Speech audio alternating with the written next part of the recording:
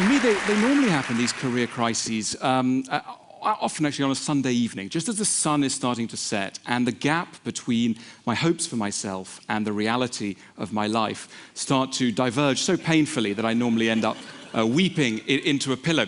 I'm mentioning all this because I think this is not merely a personal problem. You may think I'm wrong in this, but I think that we live in an age when our lives are regularly punctuated by career crises, by moments when what we thought we knew about our lives, about our careers, comes into contact with a threatening sort of reality. It's perhaps easier now than ever before to make a good living. It's perhaps harder than ever before to stay calm, to be free of career anxiety. And I want to look now, if I may, at some of the reasons why we might be feeling anxiety about our careers, why we might be victims of these career crises as we're weeping softly into our pillows. One of the reasons why we might be suffering is that we are surrounded by snobs. Now, in a way, I've got some bad news, particularly for anybody who's come to Oxford from abroad. There's a real problem with snobbery because sometimes people from outside the UK imagine that snobbery is a distinctively UK phenomenon fixated on country houses and titles. The bad news is that's not true. Snobbery is a global phenomenon. We're a global organization. This is a global phenomenon. It exists. What is a snob? A snob is anybody who takes a small part of you and uses that to come to a complete vision of who you are. That is snobbery. And the dominant kind of snobbery that exists nowadays is job snobbery. You encounter it within minutes at a party when you get asked that famous, iconic question of the early 21st century, what do you do? And according to how you answer that question, people are either incredibly delighted to see you or look at their watch and make their excuses. Now, the opposite of a snob is your mother. Not necessarily your mother, or indeed mine, but as it were the ideal mother. Somebody who doesn't care about your achievements. But unfortunately, most people are not our mothers. Most people make a strict correlation between how much time and, if you like, love, not romantic love, though that may be something, but love in general, respect, they are willing to accord us. That will be strictly defined by our position in the social hierarchy. And that's a lot of the reason why we care so much about our careers and indeed start caring so much about material goods. You know, we're often told that we live in very materialistic times, that we're all greedy people. I don't think we are particularly materialistic. I think we live in a society which has simply pegged certain emotional rewards to the acquisition of material goods. It's not the material goods we want, it's the rewards we want. And that's a new way of looking at luxury goods. The next time you see somebody driving a Ferrari, don't think this is somebody who's greedy. Think this is somebody who's incredibly vulnerable and in need of love. In other words, feel sympathy rather than contempt. There are other reasons. There are other reasons why it's perhaps harder now to feel calm than ever before. One of these, and it's paradoxical because it's linked to something that's rather nice, is the hope we all have for our careers. Never before have expectations been so high about what human beings can achieve with their lifespan. We're told from many sources that anyone can achieve anything. We've done away with the caste system. We are now in a system where anyone can rise to any position they please, and it's a beautiful idea. Along with that has come a spirit of equality. We're all basically equal. There are no strictly defined hierarchies. There's one really big problem with this, and that problem is envy. Envy, it's a real taboo to mention envy, but if there's one dominant emotion in modern society, that is envy, and it's linked to the spirit of equality. Let me explain.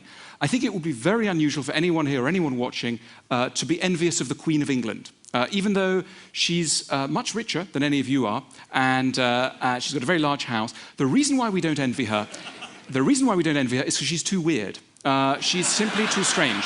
We can't relate to her, she speaks in a funny way, she comes from a sort of odd place. So we can't relate to her. And when you can't relate to somebody, you don't envy them. The closer two people are in age, in background, in the process of identification, the more there's a danger of envy, which is incidentally why none of you should ever go to a school reunion, because there is no stronger reference point than people one was at school with. But the problem generally of modern society is that it turns the whole world into a school. Everybody's wearing jeans, everybody's the same, and yet they're not. So there's a spirit of equality inequality combined with deep inequalities, which can make for a very stressful situation. It's probably as unlikely that you would nowadays become as rich and famous as Bill Gates as it was unlikely in the 17th century that you would accede to the ranks of the French aristocracy. But the point is, it doesn't feel that way. It's made to feel by magazines and other media outlets that if you've got energy, a few bright ideas about technology, a garage, you too could start a major thing. And the consequences of this problem make themselves felt in bookshops. When you go to a large bookshop and look at the self-help sections, as I sometimes do, if you analyze self-help books that are produced in the world today, there are basically two kinds. The first kind tells you, you can do it, you can make it, anything's possible. And the other kind tell you how to cope with what we politely call low self-esteem, or impolitely call feeling very bad about yourself.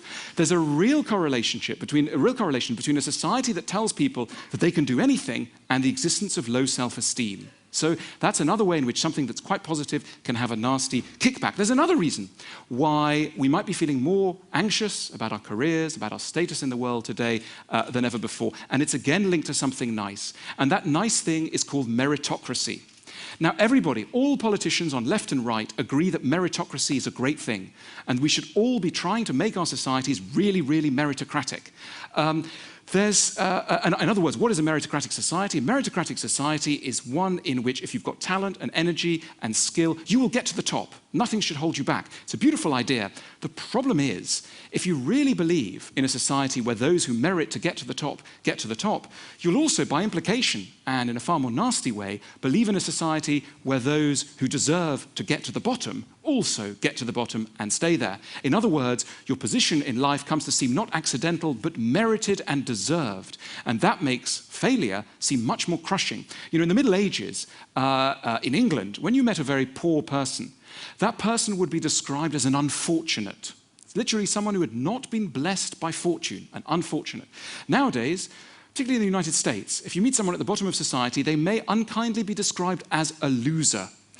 There's a real difference between an unfortunate and a loser, and that shows 400 years of evolution in society and our belief in who is responsible for our lives. It's no longer the gods, it's us. We're in the driving seat. That's exhilarating if you're doing well, and very crushing if you're not. It leads, in the worst cases, in the analysis of sociologists like Emil Durkheim, it leads to increased rates of suicide.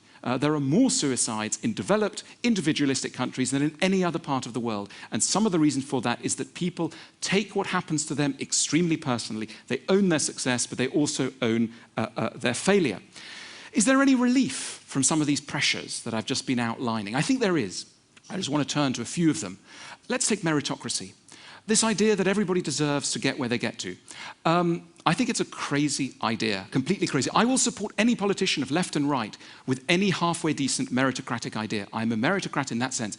But I think it's insane to believe that we will ever make a society that is genuinely meritocratic. It's an impossible dream. The idea that we will make a society where literally everybody's graded, the good at the top and the bad at the bottom, and it's exactly done as it should be, is impossible. There are simply too many random factors, accidents of birth, accidents of things dropping on people's heads, illnesses, etc. We will never get to grade them, never get to grade people as they should. I'm drawn to a lovely quote by St. Augustine in the City of God, where he says, it's a sin to judge any man by his post.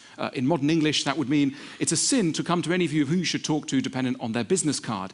It's not the post that should count. And according to St. Augustine, it's only God who can really put everybody in their place, and he's going to do that on the day of judgment with angels and trumpets and the skies will open. Insane idea if you're a secular person like me, but something very valuable in that idea nevertheless. In other words, hold your horses when you're coming to judge people. You don't necessarily know what someone's true value is. That is an unknown part of them, and we shouldn't behave as though it is known. There's another source of solace and comfort for all this. When we think about failing in life, when we think about failure, one of the reasons why we fear failing is not just a loss of income, a loss of status. What we fear is the judgment and ridicule of others. And it exists. You know, the number one organ of ridicule nowadays is the newspaper. And if you open the newspaper on any day of the week, it's full of people who've messed up their lives. They've slept with the wrong person, they've taken the wrong substance, they've passed the wrong piece of legislation, whatever it is, and they're now fit for ridicule. In other words, they have failed and they are described as losers. Now, is there any alternative to this? I think the Western tradition shows us one glorious alternative, and that is tragedy.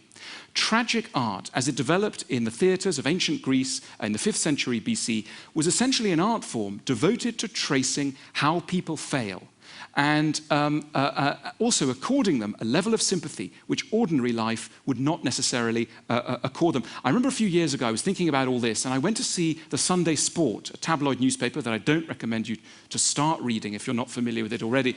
And I went to talk to them about certain of the great tragedies of Western art, and I wanted to see how they would seize the bare bones of certain stories if they came in as a news item at the news desk on a Saturday afternoon. So I told them about Othello. They'd not heard of it, but they were fascinated by it, and I asked them to write the headline for the story of Othello. They came up with "Love-crazed immigrant kills senator's daughter," splashed across the headline. I gave them the plot line of Madame Bovary, again in a book they were enchanted to discover, and they wrote "Shopaholic adulteress swallows arsenic after credit fraud." And then my favourite, and they really do have a kind of genius all of their own, these guys. My favourite, Sophocles' Oedipus the King, "Sex with mum was blinding." Anyway, but in a way, if you like, at one end of the spectrum of sympathy, you've got the tabloid newspaper. At the other end of the spectrum, you've got tragedy and tragic art. And I suppose I'm arguing that we should learn a little bit about what's happening in tragic art. It would be insane to call Hamlet a loser. He is not a loser, though he has lost. And I think that is the message of tragedy to us and why it's so very, very important, I think. The other thing about modern society and why it causes us anxiety is that we have nothing at its center that is non-human. We are the first society to be living in a world where we don't worship anything other than ourselves. We think very highly of ourselves, and so we should. We've put people on the moon, we've done all sorts of extraordinary things, and so we tend to worship ourselves. Our heroes are human heroes. That's a very new situation. Most other societies have had right at their center the worship of something transcendent, a god, a spirit, a natural force, the universe, whatever it is, something else that is being worshipped. We've slightly lost the habit of doing that, which is, I think, why we're particularly drawn to nature. Not for the sake of our health, though it's often presented that way, but because it's an escape from the human anthill. It's an escape from our own competition and our own dramas. And that's why we enjoy looking at glaciers and oceans and contemplating the earth from outside its perimeters, etc. We like to feel in contact with something that is non-human and that is so deeply important to us. What I think I've been talking about really is success and failure. And one of the interesting things about success is that we think we know what it means. If I said to you that there's somebody behind the screen who's very, very successful, certain ideas would immediately come to mind. You would think that person might have made a lot of money, achieved renown in some field. My own theory of success, and I'm somebody who's very interested in success, I really want to be successful. I'm always thinking, how can I be more successful? But as I get older, I'm also very nuanced about what that word success might mean. Here's an insight that I've had about success. You can't be successful at everything. We hear a lot about talk about work-life balance nonsense. You can't have it all. You can't. So any vision of success has to admit what it's losing out on, where the element of loss is. And I think any wise life will accept, as I say, that there's going to be an element where we're not succeeding. And the thing about a successful life is that a lot of the time our ideas of what it would mean to live successfully are not our own. They're sucked in from other people, chiefly if you're a man, your father, and if you're a woman, your mother.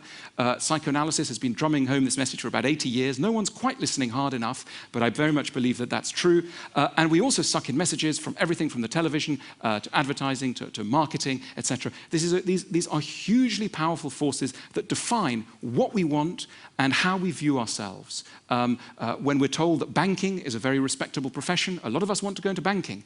When banking is no longer so respectable, we lose interest in banking. We are highly open to suggestion. So what I want to argue for is not that we should give up on our ideas of success, but we should make sure that they are our own. We should focus in on our ideas and make sure that we own them, that we are truly the authors of our own ambitions. Because it's bad enough not getting what you want, but it's even worse to have an idea of what it is you want and find out at the end of the journey that it isn't in fact what you wanted all along. So I'm going to end it there, but what I really want to stress is, by all means, success, yes, but let's accept the strangeness of some of our ideas. Let's probe away at our notions of success. Let's make sure our ideas of success are truly our own. Thank you very much.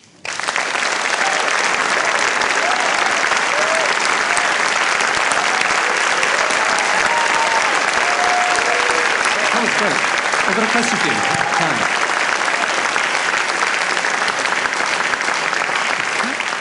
That was fascinating. But how do you reconcile this idea of someone being bad to think of someone as a loser, with the idea that a lot of people like of, seizing control of your life, and that a society that encourages that perhaps has to have some winners and losers? Yes, I think it's merely the randomness of the winning and losing process that I want to stress, because the emphasis nowadays so much is on the justice of everything. And politicians always talk about justice. Now, I'm a firm believer in justice. I just think that it's impossible. So we should do everything we can. We should do everything we can to pursue it. But at the end of the day, we should always remember that whoever is facing us, whatever has happened in their lives, there will be a strong element of the haphazard. And it's that I'm trying to leave room for, because otherwise it can get quite claustrophobic. I mean, do you believe that you can combine your kind of kindler, gentler philosophy of work with a successful economy? Or do you think that you can't, but it doesn't matter that much, that we're putting too much emphasis on that?